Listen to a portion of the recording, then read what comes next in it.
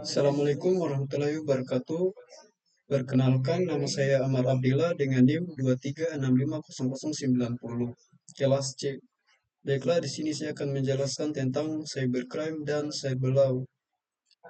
Di sini ada kasus pertama, yaitu kasus tentang serangan DDoS terhadap situs KPU Indonesia 2024.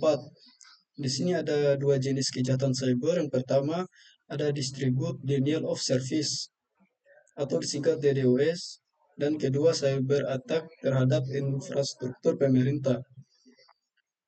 Dan kemudian di sini ada penjelasan kasusnya.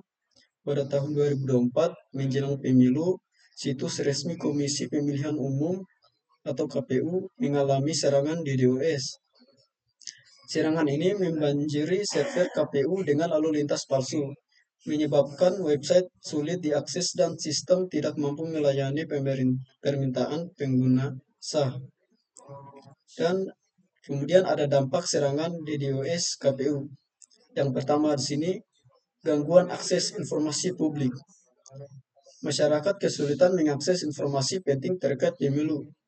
Dan keduanya, menurunnya kepercayaan masyarakat. Insiden ini merusak kepercayaan publik terhadap keamanan sistem KPU.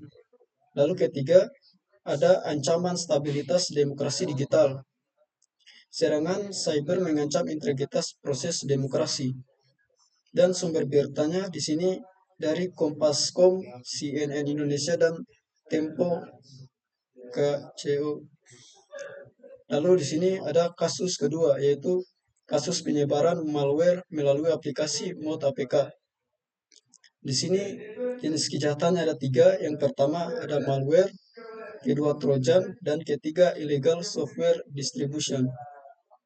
Lalu kedua ada penjelasan kasus, yaitu di sini banyak pengguna Android di Indonesia menjadi korban malware yang disisipkan dalam aplikasi Mod APK. Pelaku memanfaatkan rendahnya kesadaran pengguna terhadap keamanan aplikasi. Lalu kemudian ada modus operandi dan dampak malware Mod APK. Setelah aplikasi diinstal, malware dapat yang pertama mengakses kontak dan SMS, kedua mencuri data perbankan, dan ketiga mengirim SMS premium tanpa izin. Dan di sini ada dampaknya. Yang pertama yaitu kebocoran data pribadi, yang kedua kerugian finansial pengguna, dan ketiga penyalahgunaan perangkat korban.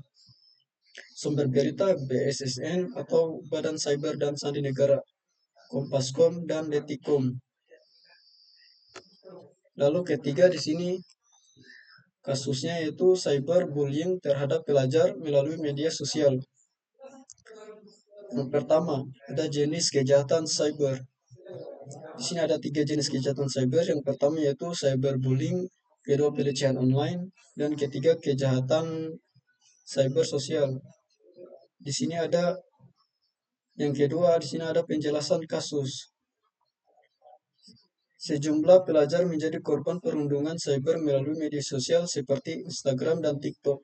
Pelaku menyebarkan komentar menghina, fitnah, dan ancaman secara berulang. Berdampak serius pada kondisi psikologis korban. Lalu kemudian ada dampak cyberbullying. Yang pertama di sini ada trauma psikologis, yaitu korban mengalami tekanan mental dan emosional yang mendalam. Lalu kedua, menurunnya kepercayaan diri. Perundungan cyber dapat menghancurkan harga diri korban. Lalu kemudian di sini ada gangguan kesehatan mental, yaitu kasus ini seringkali memicu depresi dan kecemasan pada korban. Sumber berita Komnas Perlindungan Anak, Komnas.com, dan Cybercrime Polri. Lalu di kesimpulan penanganan cybercrime, kejahatan cyber tidak hanya menyerang sistem, tetapi juga keamanan data, stabilitas sosial, dan kesehatan mental masyarakat. Di sini yang pertama ada penegakan cyber law, yaitu diperlukan penegakan hukum yang tepat untuk menindak pelaku kejahatan cyber. Kedua ada edukasi etika digital. yaitu peningkatan kesadaran dan etika penggunaan internet di kalangan masyarakat. Lalu yang terakhir, ada penguatan sistem keamanan cyber nasional, yaitu untuk investasi dalam teknologi dan sumber daya untuk melindungi infrastruktur digital. Sekian dari saya. Wassalamualaikum warahmatullahi wabarakatuh.